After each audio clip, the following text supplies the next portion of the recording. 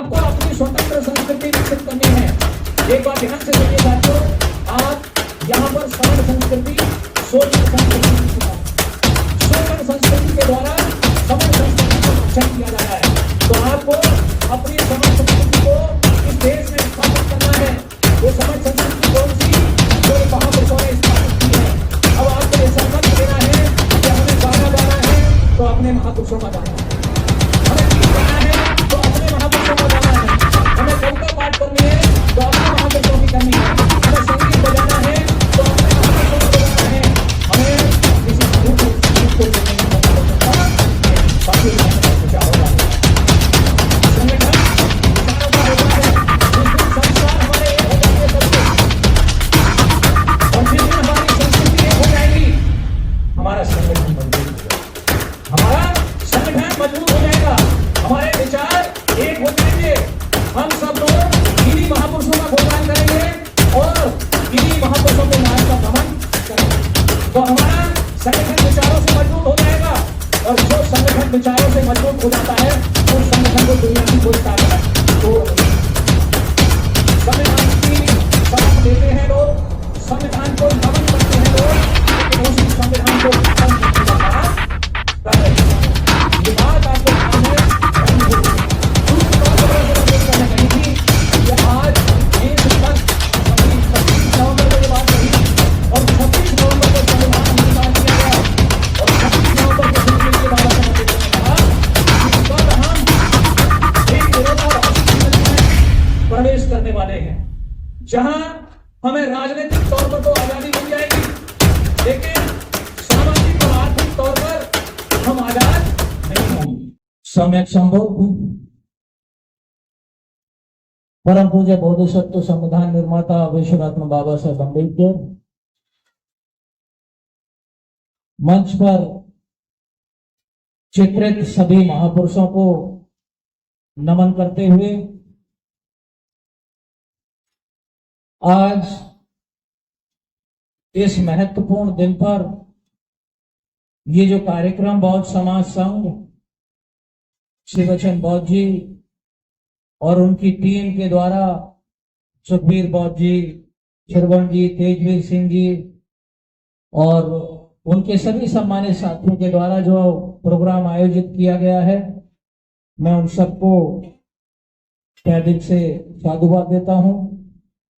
हमारे बीच में आज के परम आदरणीय मेरे मार्गदर्शक और गुरु प्रोफेसर श्री वचन बौद्ध जी जो आज के मुख्य अतिथि हैं, मैं उनको सम्मान देता हूं। उपस्थित मेरे सभी सम्मानित बुजुर्गों, माताओं, बहनों, हम उम्र साथियों, प्यारे बच्चों, आप सभी को नमो बुद्धाय, जय भीम। और 75वें संविधान दिवस और 76वें गणतंत्र दिवस की हार्दिक मंगल कामनाएं। साथियों, ये आज का दिन जो हमें देखने को मिला है, इस मंच को सुशोभित करने का जो मौका मिला है, ये बहुत बड़े संघर्ष के बाद मिला है। इसके पीछे बहुत लोगों की कुर्बानियां, बहुत लोगों का त्याग, बहुत लोगों का बलिदान और बहुत लोगों का संघर्ष छुपा हुआ है, जिसके बारे में हम सब लोग किताबों में पढ़ते हैं, इतिहास से पढ़ते हैं, अपने विद्वान वक्ताओं से जानते हैं। ये एक बहुत बड़ी तपस्या के बाद ये गणतंत्र दिवस हम लोगों को मनाने के लिए मिला है। आप सबको मालूम है कि इसके पीछे परम पूज्य बाबा साहेब अम्बेडकर का एक अद्वितीय योगदान रहा है। बाबा साहेब अम्बेडकर के संघर्ष के बारे में आप सब लोग बाबा साहेब अम्बेडकर की जयंती पर उनके परिनिर्वाण दिवस पर अक्सर सुनते रहते हैं।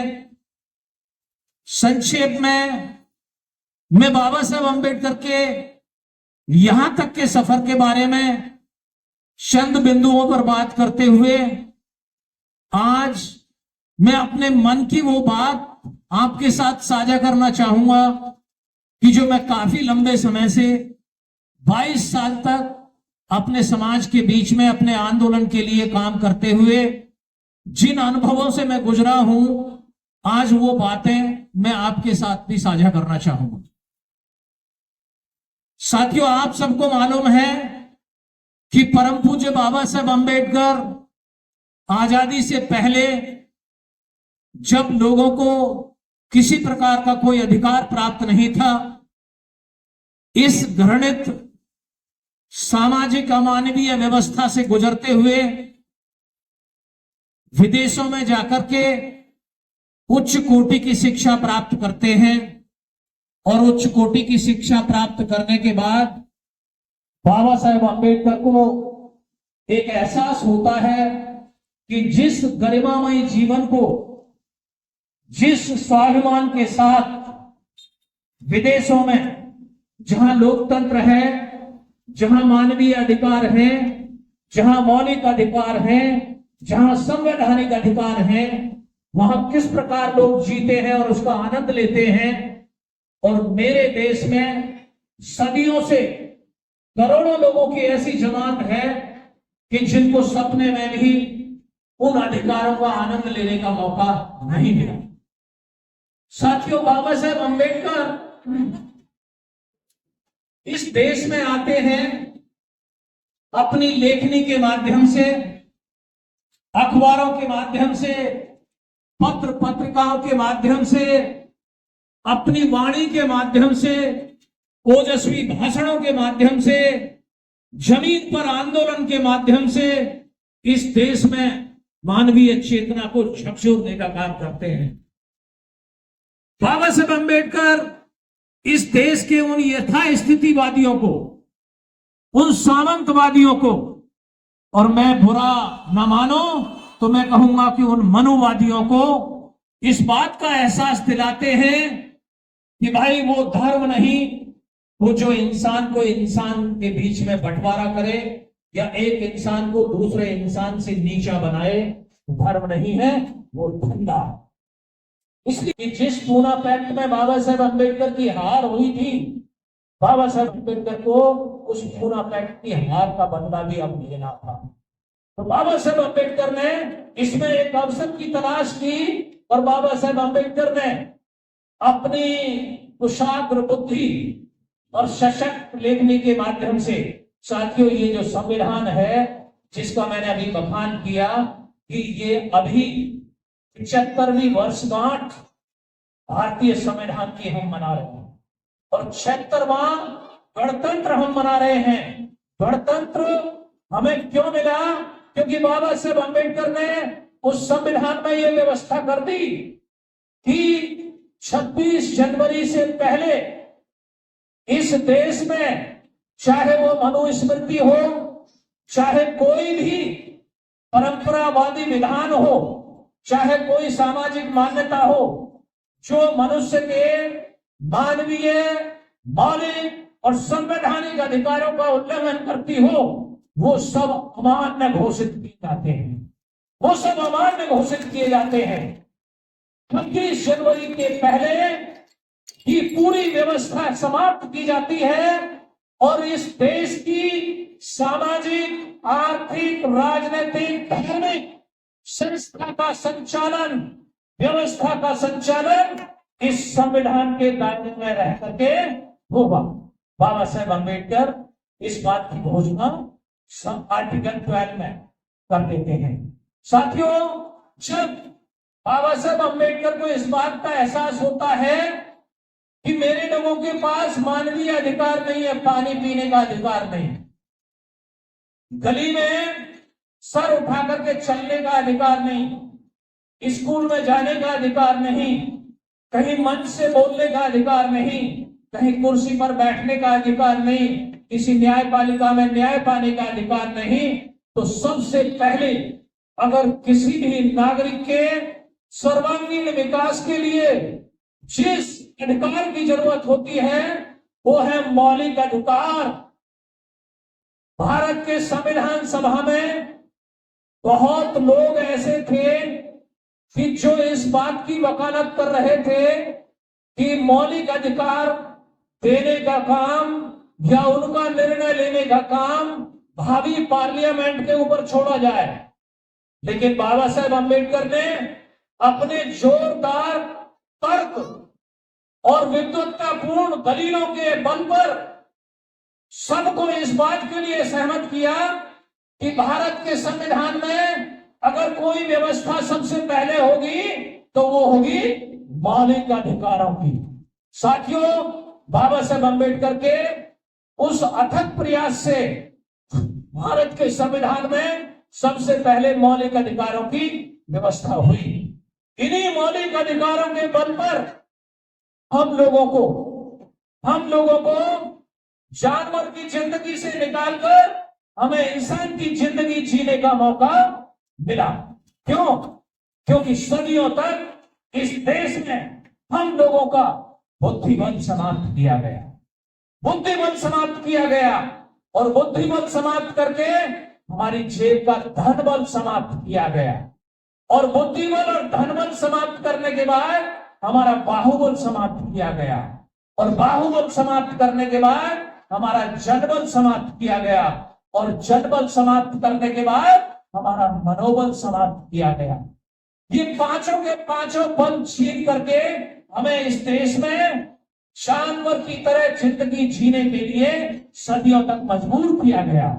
इसलिए बाबा साहेब अम्बेडकर ने कहा कि जब तक लोगों को पढ़ने लिखने का अधिकार नहीं होगा, जब तक स्कूल और कॉलेज में जाने का अधिकार नहीं होगा, तब तक उनके पास ये बुद्धिबल नहीं आएगा और बुद्धिबल नहीं आएगा तो धनबल नहीं आएगा और बुद्धिबल और धनबल नहीं होगा तो बाहुबल नहीं होगा और बाहुबल नहीं होगा तो जनबल नहीं होगा और जनबल नहीं होगा तो मनोबल नहीं होगा। क्योंकि आज मेरे सामने ये जो जनबल बैठा हुआ है ये बाबा साहेब अम्बेडकर की सोच की देन है और जिसके दम पर मैं आपके सामने बड़ी बुलंद आवाज में अपनी बात को कह रहा हूं। ये इसी मनोबल का परिणाम और ये मनोबल इस जनबल में से निकल करके आ रहा है। साथियों, इस दुनिया में 792 संविधान बने हैं। 792 संविधान बने हैं और 792 संविधान बने हैं उनमें से 512 संविधान सस्पेंड हो चुके हैं। सस्पेंड 192 संविधान कायम है और 18 संविधान अभी सस्पेंशन के करार पर हैं। अब इनमें से आप देखिए 792 संविधान में से सभी संविधानों की जो आयु है वो औसत आयु 18 वर्ष है। मतलब किसी भी देश का संविधान उठा लो, भारत के अलावा उसकी उम्र 18 वर्ष क्रॉस नहीं कर रही है और भारत का संविधान आपको मालूम है 76 वर्ष व्यतीत हो चुके हैं। मीन्स 75वीं वर्षगांठ हम मना रहे हैं। इस 75 साल के दौरान में भारत की एकता अखंडता को अक्षुण्ण रखते हुए, लोकतंत्र को ताकत देते हुए भारत का संविधान उसी बहादुरी के साथ आपके अधिकारों की रक्षा करने के लिए खड़ा हुआ। गणतंत्र दिवस कैसे मनाना है, हमें आज ये सोचना है। मेरी बात को बहुत गंभीरता से सुनिएगा कि हमें ये सोचना है कि हमें संविधान को कैसे बचाना है और हमें गणतंत्र दिवस को कैसे बचाना है।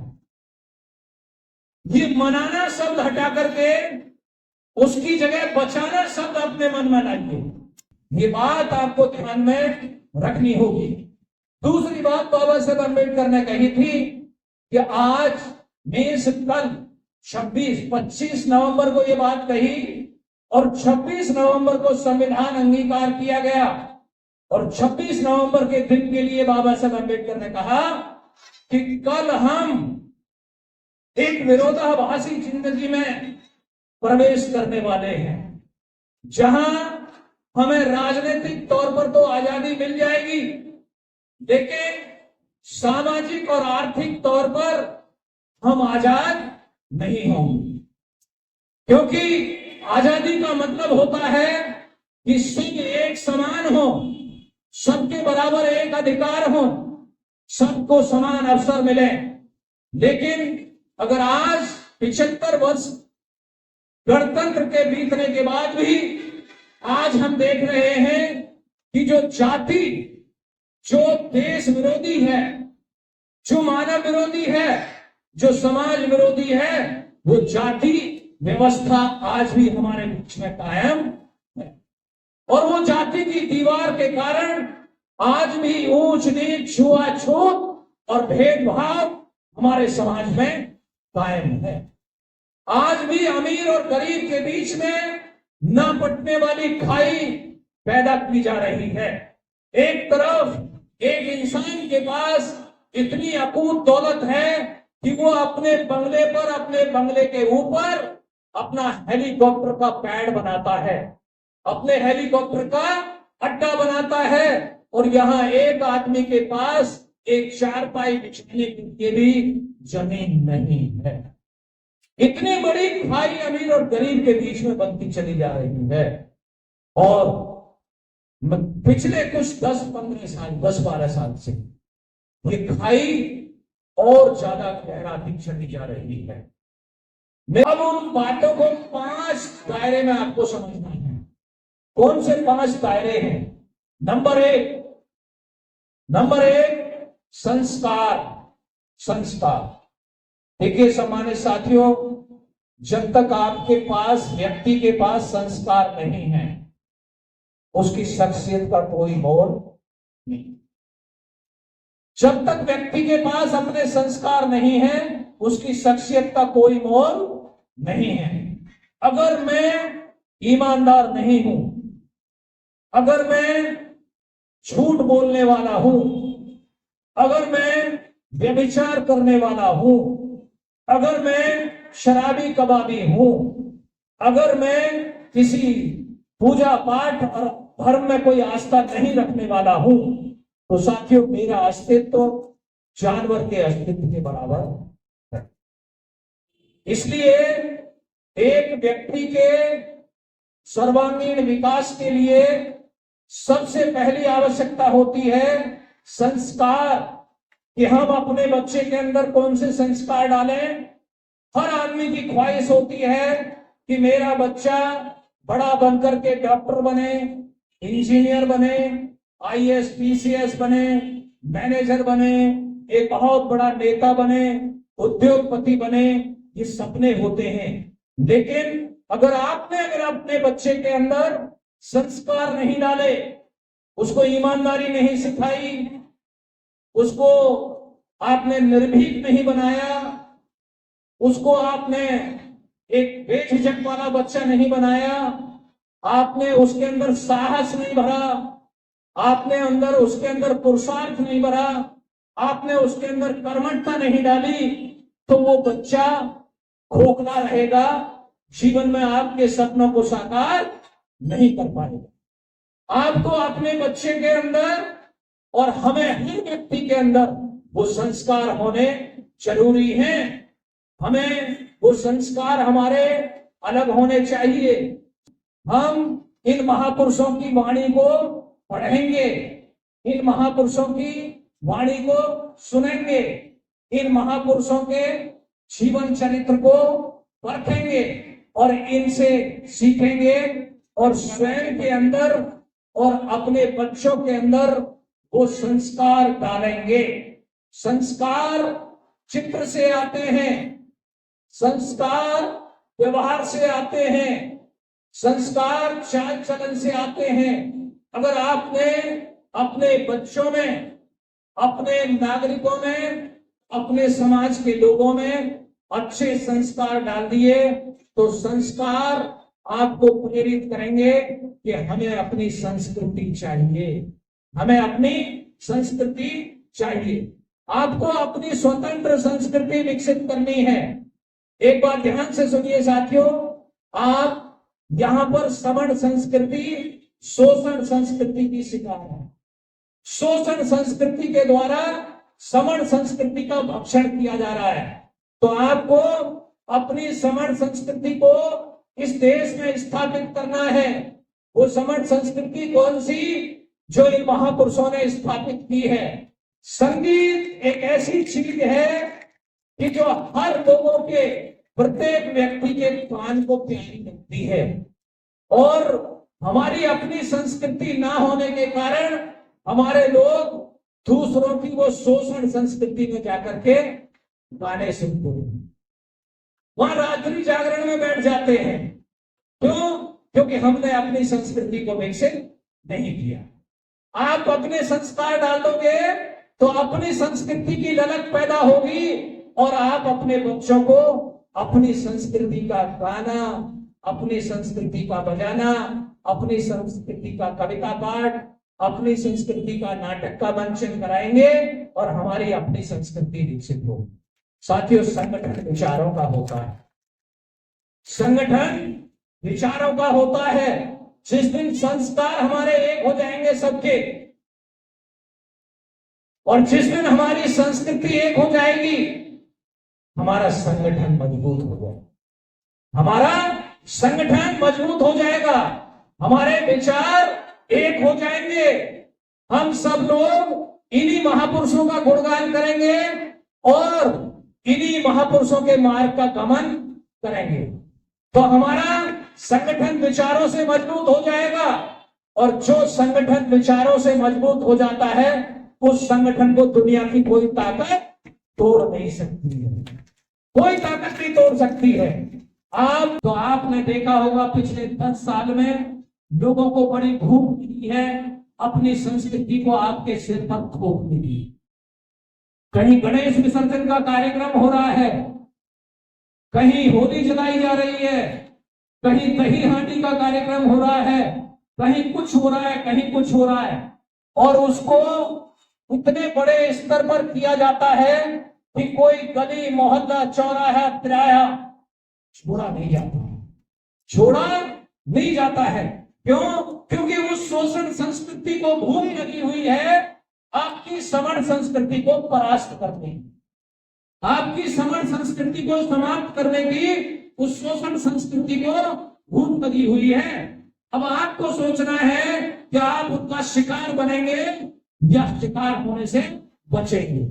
साथियों, दो बात हो गई। आप अपने संस्कार बदलिए, अपनी संस्कृति स्थापित कीजिए और आपका संगठन मजबूत होगा। और उसके बाद जब एक विचार के लोग एक दिशा में चलते हैं तो परिणाम निकलता है। जब एक विचार के लोग, बुद्धिस्ट और अम्बेडकराइट लोग या कबीर, नानक, रैदास, तुकाराम या साहू, फूले, से सबके अनुयायी जब एक दिशा में चलेंगे तो इस देश में बहुजन बनेगा। इस देश में विचारों का बहुजन बनेगा। कहने मात्र से बहुजन नहीं बनता है, बहुजन विचारों से बनेगा। आप जिस दिन संगठित हो जाएंगे तो आपका संघर्ष एक दिशा में होगा, और जब संघर्ष एक दिशा में होगा तो जिसको बाबा साहेब अम्बेडकर कहते हैं, capture this temple of power for your इमांसिपेशन। साथियों, जिस सत्ता की बात करते हैं बाबा साहेब अम्बेडकर, मात्र कुर्सी की सत्ता की बात नहीं करते। यहां आपको इस बात को गहराई से समझने की जरूरत है कि बाबा साहेब अम्बेडकर मात्र कुर्सी की सत्ता की बात नहीं करते। बाबा साहेब अम्बेडकर 5 प्रकार की सत्ता की बात करते हैं। कौन सी सत्ता? जमीन की सत्ता। जमीन की सत्ता। भाई मुझे बताइए कि इन 75 सालों में कितने लोगों के पास जमीन बढ़ी है? कितने लोगों के पास जमीन बढ़ी है? कम हुई होगी, बढ़ी नहीं है। जमीन की सत्ता आपके पास नहीं है इस देश में। उद्योग की सत्ता तुम्हारे पास नहीं है। कितने लोगों के पास कारखाने आए 75 साल में? मुझे बताइए। इन 75 साल में कितने लोगों के बड़े बड़े कारखाने लगे हैं? एक नहीं है हमारे बीच में। उद्योग की सत्ता आपके पास नहीं है। बाबा साहेब अम्बेडकर इस जमीन की सत्ता प्राप्त करने की बात करते हैं। बाबा साहेब अम्बेडकर उद्योग की सत्ता प्राप्त करने की बात करते हैं। बाबा साहेब अम्बेडकर अफसरशाही की सत्ता प्राप्त करने की बात करते हैं। आज की सरकार में, चाहे वो केंद्र की सरकार हो, चाहे राज्यों की सरकार हो, किसी भी सरकार में कैबिनेट लेवल का एक सेक्रेटरी आपका नहीं है। बहुजन समाज के या SC ST OBC समाज के सेक्रेटरी लेवल के अधिकारी भी नहीं है, जो नीति का निर्माण करते हैं, जिनकी नीतियों के कार्यान्वयन से लोगों के कल्याण की योजनाएं निकलती हैं। एक भी सरकार में सेक्रेटरी लेवल का अधिकारी नहीं। अफसरशाही की सत्ता की बात बाबा साहेब अम्बेडकर करते हैं। चौथी बात करते हैं बाबा साहेब अम्बेडकर धर्म की सत्ता की। धर्म की सत्ता, जब तक आपके पास अपने धर्म की सत्ता नहीं है, आप लोगों के पिछड़कू बनेंगे, आप अंधश्रद्धा के शिकार रहेंगे, आप अंधविश्वास के शिकार रहेंगे, आप पौना पंडितों के शिकार हो जाएंगे, आप इस देश के पाखंडियों के शिकार बन जाएंगे। जब तक आपकी अपनी धर्म की सत्ता नहीं होगी, तब तक आप स्वाभिमानी नहीं बन सकते। इसलिए बाबा साहेब अम्बेडकर आपको धर्म की सत्ता स्थापित करने की बात करते हैं। धर्म की सत्ता आपने स्थापित करो, क्योंकि आपको मालूम है, मैं इस बात को खुले तौर पर कैसे कहूं, कुछ लोगों को बुरा भी लग सकता है। लोग आपको अमुक धर्म का कहना चाहते हैं, अमुक धर्म का कहकर के सिर्फ अपनी तिजोरियां भरना चाहते हैं। जो उनकी मंदिरों में दुकानें लगी हुई हैं, उन तिजोरियों को भरना चाहिए। आपको उस धर्म का कहकर के, लेकिन आपको वो बराबरी और हक नहीं देना चाहते। इसलिए बाबा साहेब अम्बेडकर कहते हैं, स्वतंत्र और स्वावलंबी अपदीपो भाव वाला धर्म की सत्ता आपको स्थापित करनी है। साथियों, पांचवी सत्ता बाबा साहेब अम्बेडकर कहते हैं राजनैतिक सत्ता। राजनैतिक सत्ता, जिस दिन आपके पास जमीन की सत्ता आ गई, जिस दिन आपके पास उद्योग की सत्ता आ गई, और जिस दिन आपके पास अफसरशाही की सत्ता आ गई, और जिस दिन आपके पास धर्म की सत्ता आ गई, उस दिन आपके पास जो राजनीति की सत्ता आएगी, जो कुर्सी की ताकत आएगी, वो ऐसी ताकत आएगी जिसे कोई हिला नहीं पाएगा, कोई हिला नहीं पाएगा। वो ताकत होगी बाबा साहेब अम्बेडकर के सपनों की ताकत। वो बाबा साहेब अम्बेडकर के सपनों की ताकत होगी। साथियों, आपके पास सत्ता आई, सत्ता हिल गई, कुर्सी गिरा दी गई, सत्ता से बाहर कर दिए गए। क्यों कर दिए गए? क्योंकि आपके पास संस्कार नहीं थे। चुनाव आया और आपके पास संस्कार ना होने के कारण आपने अपने साथ ही बेईमानी कर दी, अपने साथ ही बेईमानी कर ली। जिस चिन्ह पर तुम्हें वोट डालना था, तुमने दारू के नशे में, पैसे के लालच में, कंबल के लालच में, साड़ी के लालच में, यारी दोस्ती निभाने के चक्कर में अपनी वोट की दिशा बदल दी। अगर आपके पास संस्कार मजबूत होते कि हमें इनके मार्ग से भटकना नहीं है, हमें इनके मार्ग से भटकना नहीं है, तो सत्ता आपकी वोट की दिशा एक होती, आपकी वोट की दिशा एक होती। क्योंकि बहुजन समाज को पेट की भूख ज्यादा सताती है, उसके दिमाग की भूख अभी कहा नहीं। जिस दिन दिमाग की भूख काम करना शुरू कर देगी, ये बहुजन समाज इस देश का मालिक है, हुक्मरान बनेगा, हुक्मरान थे। कहीं तूड़ी की खुशबू आ जाए या सब्जी की खुशबू आ जाए तो जीभ में पानी आ जाता है और पेट में रोटी की भूख लग जाती है, और सत्ता की भूख हमें नहीं, विचारों की भूख हमें नहीं लगती है। और जिस दिन विचारों की भूख हमें लग जाएगी, ताकि हम दुनिया को बदल लाते हैं। इस बहुजन में वो ताकत है, वो ताकत है। साथियों, में आखिरी बात अपने ये कहकर के कि तुमने चाहा ही नहीं, तुमने चाहा ही नहीं, वरना हालात बहुत देंगे। भाई 22 साल से तो मैं भी काम कर रहा हूँ। माननीय श्री बच्चन बौद्ध जी, माननीय सुखदेव बौद्ध जी, श्रवण जी, सुरेशवती बहन जी यहाँ बैठी हुई है, हमारे बहुत सारे यहाँ साथी हैं, शिव कुमार जी भी हैं, हमारे प्रोफेसर साहब बैठे हुए हैं, बहुत सारे लोगों के नाम मैं जानता हूँ यहाँ पर बहुत लंबे समय से संघर्ष कर रहे हैं। कुलभूषण भी है यहाँ पर, बहुत सारे लोग हैं जो बहुत लंबे समय से संघर्ष कर रहे हैं, लेकिन जिस मुकाम पर हमें पहुंचना चाहिए था वो मुकाम हमें मिला नहीं।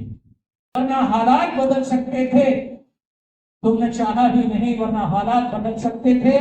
तुम्हारी आंखों के आंसू मेरी आंखों से निकल सकते थे, मगर तुम ठहरे रहे तालाब के पानी की तरह, तुम ठहरे रहे तालाब के पानी की तरह, वरना दरिया बनकर हम बहुत दूर निकल सकते थे, हम फिर निकल सकते थे।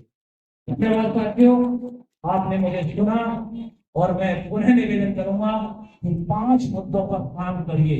संस्कार संस्कृति अपनी बनाइए, उसमें से संगठन मजबूत निकलेगा और संस्कार संस्कृति और संगठन जिस दिन एक हो जाएंगे, आपके संघर्ष की दिशा एक हो जाएंगी और धीरे 4 दिशाएं एक हो जाएंगी, तो अपने आप आपको सत्ता मजबूती के साथ मिलेगी। और जिस दिन मजबूती के साथ सत्ता मिल गई, मेरा संविधान सुरक्षित रहेगा।